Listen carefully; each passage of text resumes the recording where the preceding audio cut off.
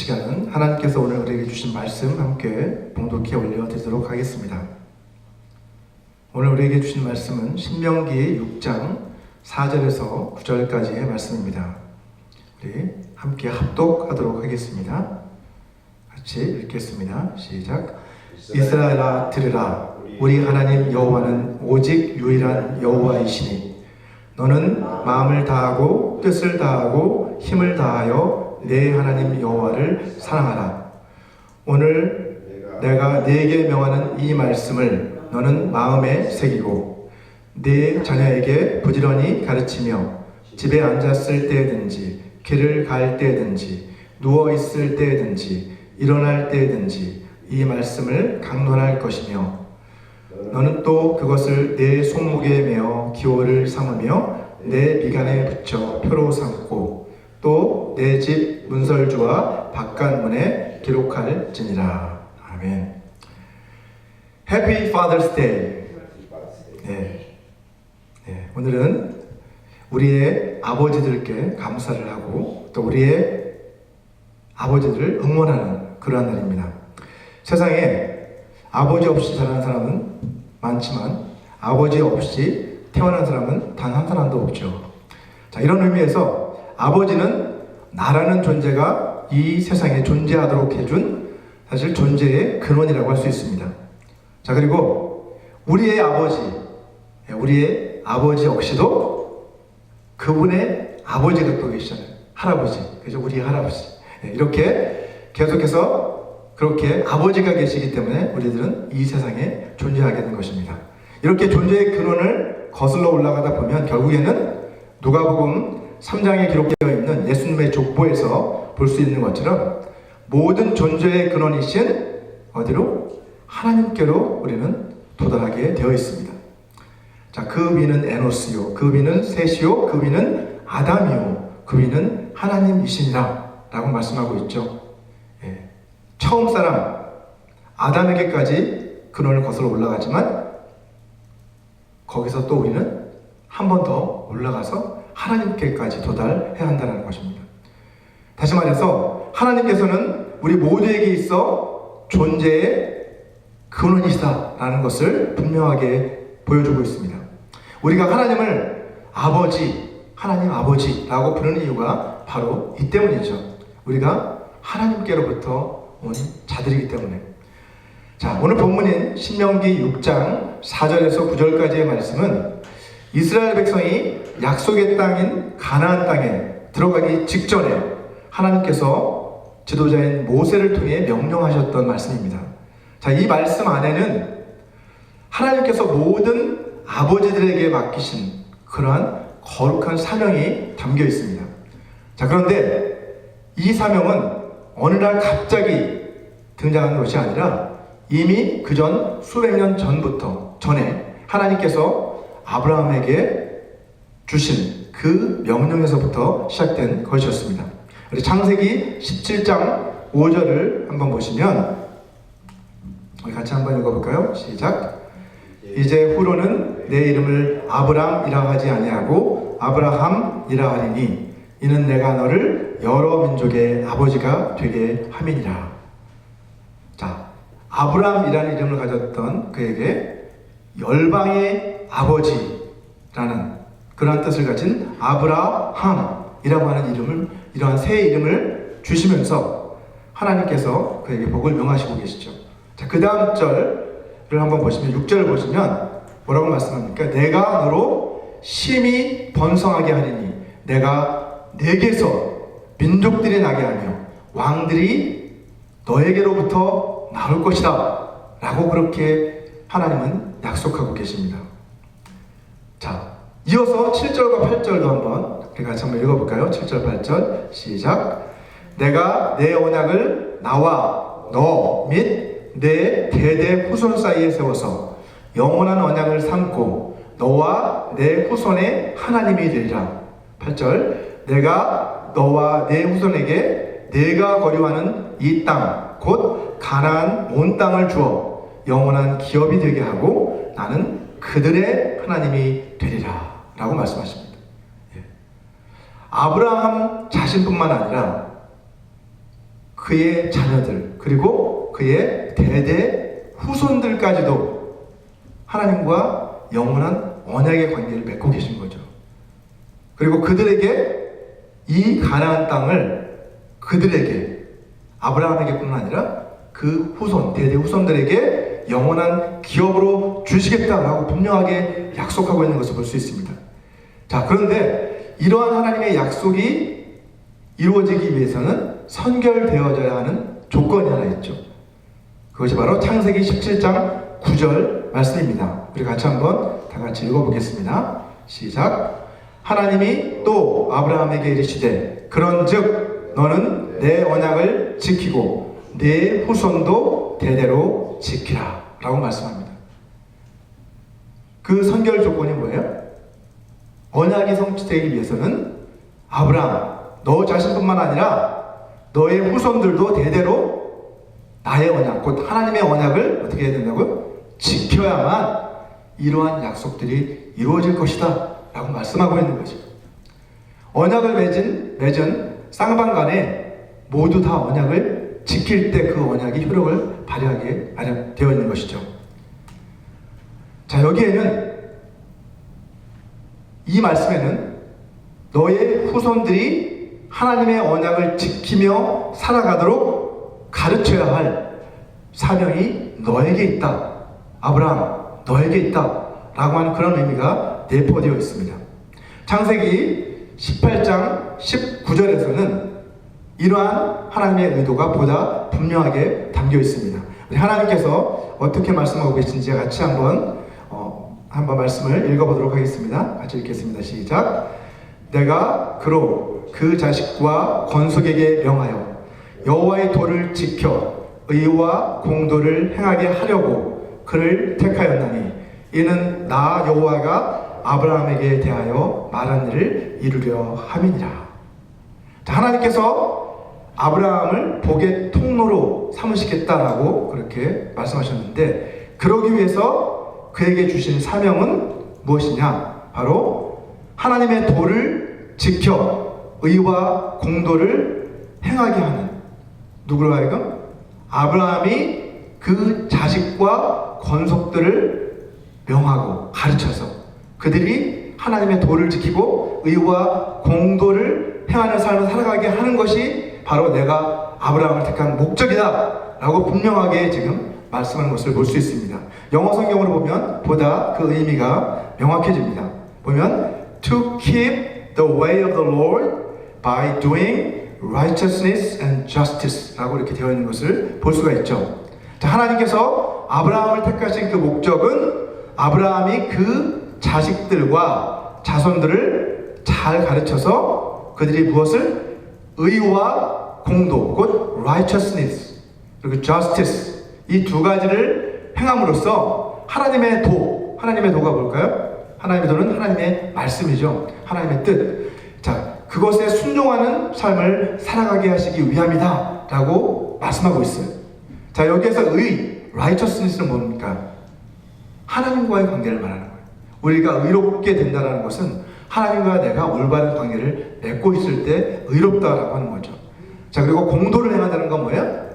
다른 사람들과의 수평적 관계, 그들과의 관계에서 내가 하나님의 뜻에 합당한 올바른 행동과 삶으로 그들과 관계를 맺고 있다는 것을 의미하는 거예요. 자, 결국 정리해보면 하나님께서 아브라함에게 주신 그 사명은 아버지로서 그 후손들이 하나님의 말씀에 순종해서 하나님 보시기에 의로울 뿐만 아니라 사람들이 보기에도, 주변 사람들이 보기에도 올바르다라고 그렇게 인정받을 수 있는 삶을 살아가게 가르치는 것, 명하는 것, 그것이 바로 하나님이 아브라함을 택하신 목적이라는 거예요. 그에게 주신 사명이라는 거예요. 자, 그 뒤로부터 450여 년이 지난 뒤에 하나님께서는 이 아브라함에게 하셨던 그 약속을 이루시기 위해서 애굽에서 종살이하고 있던 이스라엘 자손을 이끌어내시죠. 출애굽이잖아요. 자, 그리고 마침내 어때요? 광야의 생활을 거쳐서, 연단을 거쳐서 가나안을 목전에 둔 그 상황에서 이제 아브라함에게 하셨던 그 약속, 또 아브라함에게 주셨던 그 사명을 다시 한번 누구에게? 그의 자손들에게, 후손에게 다시 한번 상기시켜주고 있는 거예요. 모세를 통해서. 그게 바로 오늘 본문의 말씀입니다. 자, 그래서 우리는 첫째, 넘겨주세요. 첫째, 아버지 자신이 먼저 올바른 신앙을 가지도록 우리는 아버지로서의 역할을 감당해야 합니다. 자, 본문 4절을 보시게 되면 이렇게 시작하고 있습니다. 이스라엘아 들으라 라고 그렇게 말씀하고 있는 것을 볼 수 있죠. 자, 이 부분을 히브리 성경으로 보면, 히브리 원문에 보면 어떻게 되어 있냐면 쉐마 이스라엘 이렇게 시작하고 있는 것을 볼 수 있는데, 이것은 그대로 보면 쉐마 곧 들으라 이스라엘아 라고 이렇게 시작하고 있는 것이죠. 자, 그래서 유대인들은 이 말씀들을 뭐라고 그래요? 신명기 이 6장의 말씀을, 6장 4절에서 이 9절까지의 이 말씀을 이 쉐마로 시작하기 때문에 쉐마라고 그렇게 부르고 있습니다. 자, 그래서 그들은 이 말씀을 아침 저녁으로 계속해서 읊조리면서 암송하면서 그렇게 신앙 고백을 한다고 합니다. 자, 이 쉐마는 단순히 들으라 라고 했을 때 소리를 듣는 것이 아니라 뭐예요? 하나님의 말씀을 주 깊게 경청하고 그 말씀에 순종하라는 의미가 담겨 있는 거죠. 이 쉐마라고 하는 단어에는. 그래서 로마서 10장 17절은 뭐라고 말씀합니까? 그러므로 믿음은 어디에서? 들음에서 나는데 그 들음은 그리스도의 말씀으로 말미암았느니라 라고 말씀하고 있잖아요. 우리가 하나님의 말씀을 주의 깊게 경청해서 듣고 그 말씀에 순종하기로 결단해 나갈 때 그때 믿음이 우리에게 생겨난다는 거예요. 집안의 가장인 아버지가 먼저 하나님의 말씀에 귀를 기울이는 그 모습, 그리고 그 말씀에 순종하는 삶을 살아가는 그 모습을 보여줄 때 자녀들도 올바른 신앙을 가질 수 있게 되는 것이겠죠. 자, 본문 4절 후반부를 한번 보시면 이어서 우리 하나님 여호와는 오직 유일한 여호와시다 라고 그렇게 말씀하고 있습니다. 우리 하나님 여호와는 오직 유일한 여호와이시다. 그리고 나서 5절에 너는 마음을 다하고 뜻을 다하고 힘을 다하여 내 하나님 여호와를 사랑하라 라고 그렇게 말씀하고 있습니다. 자, 여러분, 여호와 하나님만이, 우리 하나님, 그 여호와 하나님만이 오직 유일하신 여호와, 곧 유일하신 하나님이시다 라고 하는 그 고백. 예. 그렇기 때문에 우리가 어떻게 해야 되나요? 오직 하나님만의 참 하나님이시기 때문에 우리는 그분만을 섬기고 그분만을 예배하고 그분만을 사랑해야 한다는 것이죠. 자, 여기에서 너희의 마음을 다하고 뜻을 다하고 힘을 다해서, 전에도 잠깐 말씀드렸지만 마음과 뜻은 뭐예요? 마음 그리고 뜻, 이것은 지정을 말하는 거죠. 마음과 뜻, 우리의 인격의 영역, 우리의 지식과 감정과 의지, 지정의를 다 포함한다고 볼 수 있겠죠. 이 두 가지는, 우리의 마음과 뜻에는 지정의, 그리고 그 뒤에 나오는 힘을 다한다는 것은 뭐예요? 우리의 육체의 영역을 말한다고 볼 수가 있겠죠. 예. 우리의 영혼과 육체, 이 모든 영역을 다 동원해서, 예. 모든 역량을 다 동원해서, 예. 그렇게 하나님을 사랑하라는 것입니다. 만약 우리에게, 여러분, 만약 우리 자신에게 하나님보다 더 사랑하는 무언가가 우리 가운데 있다면 그것은 무엇일까요? 그게 바로 우상이라는 거예요. 그죠? 내가 하나님보다 더 사랑하는 무언가를 가지고 있다면 그것이 나에게 있어서 우상이라는 거죠.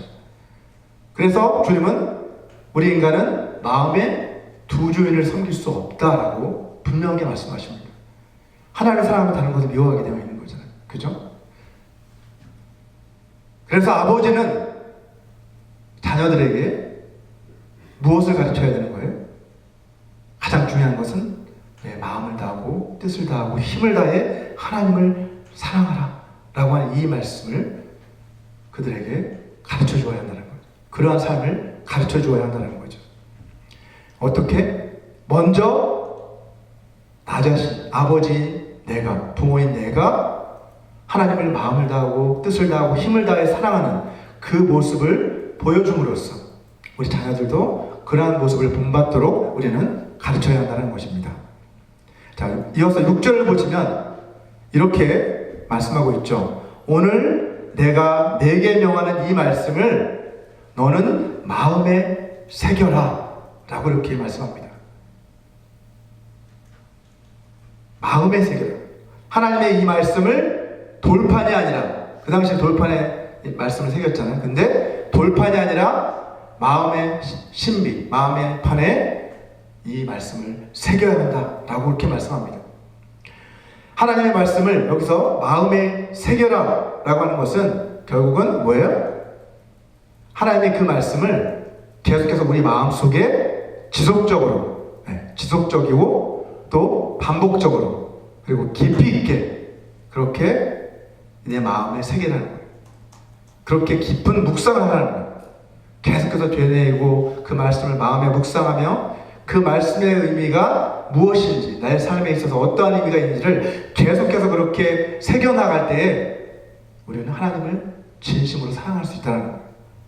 이처럼 아버지는 자녀들에게 하나님의 말씀을 간절히 사모하고 그 말씀에 순종하는 신앙, 그리고 자신의 전 인격과 자신이 가진 모든 역량을 다 동원해서 하나님을 섬기는 그 모습, 하나님을 사랑하는 그 모습, 하나님께 예배하는 그 모습, 그러한 것들을 우리 자녀들에게 신앙의 유산으로 물려줘야 할 사명이 있다는 것입니다.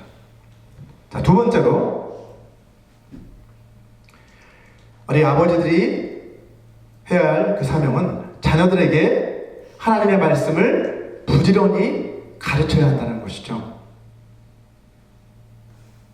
자, 본문 7절을 보면 이렇게 말씀합니다. 내 자녀에게 부지런히 가르치며 집에 앉았을 때든지 길을 갈 때든지 누워있을 때든지 일어날 때든지 이 말씀을 강론할 것이며 라고 말씀하고 있습니다.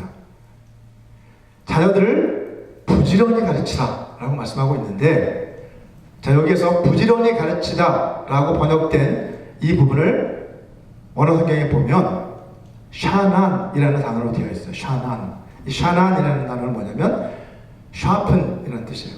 영어로 날카롭게 만들다, 연마하다, 반복하다, 이런 뜻을 가지고 있는 단어가 이 샤난이라는 단어입니다. 이게 뭐예요? 그래서 부지런히 그렇게 연마해라, 그죠? 자녀들을 연마해라 이런 뜻입니다. 마치 망치하고 날카로운 정을 가지고 돌판에 정교하게 글을 새겨나가는 그것과 같이 자녀들의 그 마음의 판에 하나님의 말씀이 새겨질 수 있도록 반복적이고 지속적으로 그렇게 가르쳐줘라, 그런 의미를 담고 있는 거예요. 자, 이어서 나오는 표현을 보면 집에 앉았을 때든지 길을 갈 때든지 누워있을 때든지 일어날 때든지 언제 어디서든지 시간과 장소에 구애받지 말고 말씀을 가르쳐라 라고 또 말씀하고 있죠. 자, 이것을 우리의 삶에 적용을 해본다면 어떻게 적용할 수가 있을까요? 여러분, 먼저 집에 있을 때, 자, 집에 있을 때란 자녀들과 함께 집에서 가정 예배를 드린다거나 또는 자녀와 함께 집에서 영화나 TV를 볼 때도 어때요? 만약 신앙과 연관된 그런 장면이 나왔을 때 어떻게 할 수 있어요? 그것에 대해서 토론을 할 수도 있겠죠.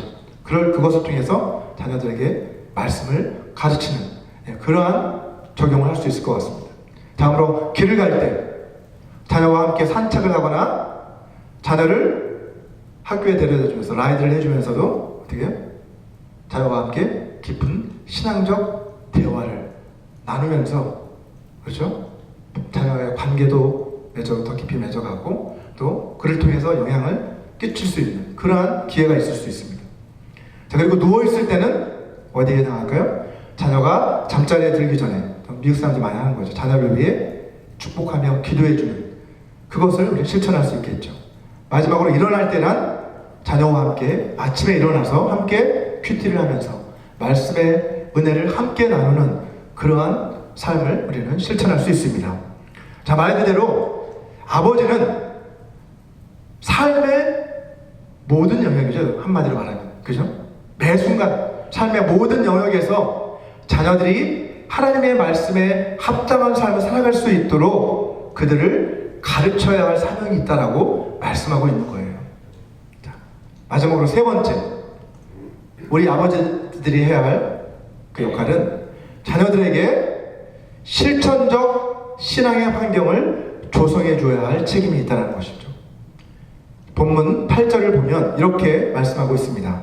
너는 또 그것을 내 손목에 매어 기호를 삼으며 내 미간에 붙여 표로 삼으라 라고 말씀하고 있습니다. 자, 이 기록된 말씀을 손목에다가 매고 또 미간, 여기 이마죠, 그죠? 이 미간에도 붙여서 너의 표로, 기호로 삼으라 라고 그렇게 말씀하고 있어요. 실제로 유대인들은 이것을 문자 그대로 받아들여서 이 성구를 기록한 양피지를 가지고 양피지에 성구를 다 기록한 다음에 그것을 어떻게 작은 함에다가 넣어서 그것을 팔에다 두르고 또 이렇게 머리에다가 머리띠로 이마에다 이렇게 부착하고 다녔습니다. 지금도 그렇게 하고 있다고 합니다. 자, 하지만 하나님께서 이스라엘 자손에게 이러한 지시를 내리신 궁극적인 의도는 뭘까요? 이렇게 여기다 이렇게 뭐 말씀을 막 새겨서 여기서 달고 다니는 것 거기서 멈추라는 게 아니죠. 더 나아가서 그것을 보면서 하나님의 말씀을 어떻게 하라는 거예요? 그렇죠. 잊지 마라. 기억해라. 하나님과의 약속을 기억해라. 라는 그런 의미죠. 여러분, 손은 뭐예요? 우리 몸의 지체들 가운데서 가장 역동적인 기관이잖아요. 그죠? 결국 우리의 행동을 상징합니다. 결국 이것은 하나님의 말씀을 우리가 우리의 모든 행동의 지침으로 삼아야 한다는 뜻을 담고 있는 거죠. 그리고 미간에다 붙이라는 거예요. 이 이마 부분에 그 말씀을 붙여놓으라는 건 뭐예요? 이 이마는 우리의 의식과 사고의 중심이잖아요. 그죠? 어떻게 보면 겉으로 봤을 때. 그렇기 때문에 하나님의 말씀이 우리의 어떤 일을 결정할 때 생각과 판단에 있어서 모든 일의 기준이 되어야 한다라는 것을 상징적으로 또한 보여주고 있다는 거예요. 자, 그런데 여기서 특히 우리가 주목해야 될 점은 뭐예요? 하나님의 그 말씀을 기록한 그 말씀은 어디에다가? 자녀들의 손목과 이마에 붙이라고 하지 않고 너의 손목과 이마에 붙이라 라고 했다는 사실입니다. 자, 아버지가 어떤 일을 하다가 수시로 자기 손목에 매달린 성구함을 열어서 하나님의 말씀을 묵상하고 암송하고 또 어떤 일을 이렇게 하다가 자기 이마에 이렇게 있는 성구함을 열어서 하나님의 말씀을 딱 참고하고 어떤 것을 결정해가는 그 모습을 본다면 자녀들이 어떻게 생각할까요? 좀 더 우리 현실에 맞게 한번 이렇게 적용을 해본다면 아버지가 일터나 집에서 늘 암송 카드를 들고 다니면서 하나님의 말씀을 암송하는 그 모습을 자녀들이 바라본다면 또 아버지가 집안에서나 혹은 자기 사업장에서 어떤 중요한 결정을 내릴 때 먼저 하나님의 말씀을 깊이 묵상하고 깊이 기도한 뒤에 결정하는 그러한 모습을 자녀들이 지켜보게 된다면 이 모습을 보고 아마도 자녀들은 분명 그러한 아버지의 신앙을 본받게 될 것입니다. 저는 그렇게 믿습니다. 본문 마지막 절 9절을 한번 보시면 이렇게 또 기록하고 있습니다. 또 내 집 문설주와 바깥 문에 기록할지니라 라고 말씀하고 있어요. 하나님의 말씀을 문설주는 뭡니까? 영어로 하면 door frames잖아. door frame. 자, 문의 각 프레임들이죠. 자, 그리고 바깥 문은 뭐예요? 뭐 게이트, 현관 이런 뜻을 가지고 있습니다. 자, 각 문과 현관의 각 도어 프레임과 문에 다 그렇게 하나님의 말씀을 기록하라는 거예요. 우리가 매일 드나드는 통로잖아요. 현관과 문은, 그죠? 그곳에 잘 보이도록 하나님의 말씀을 기록하라는 것이죠. 자, 이 말씀 역시 문자적인 의미가 포함되어 있으면서 동시에 강조적인 의미를 담고 있다는 것을 알 수 있습니다. 여러분, 우리 인간은 망각의 동물이잖아요. 그죠? 그렇기 때문에 어떻게 해요? 우리는 말씀을 잊지 않고 계속 기억하려면 가능한 모든 수단과 방법을 다 동원해야 합니다. 그렇게 우리가 노력해야 말씀을 기억할 수 있는 거죠. 그리고 그렇게 함으로써 우리는 말씀에 조금씩 순종해 나갈 수 있는 것입니다. 자, 우리가 집안에 좋은 성구가 새겨진 액자나 달력이나 이런 것들을 현관이나 잘 보이는 벽에다 이렇게 걸어두는 이유가 바로 이 때문이죠. 그냥 걸으면 장식용으로만 걸어두는 게 아니라 뭐예요? 그것을 보면서 그 말씀을 계속 새기고 또 그것을 내 삶에 적용하려고 노력하는 거죠.